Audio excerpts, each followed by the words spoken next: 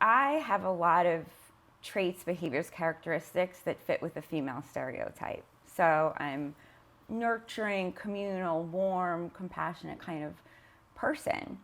And over time, I realized in the corporate world that that meant people didn't take me as seriously.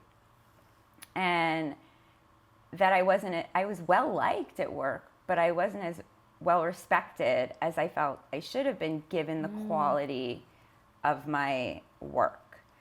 And I started to see these connections, right? Like Sheryl Sandberg and Lean In, it talks a lot about, when women who are more alpha that fall outside this stereotype, when they rise, they're less likable.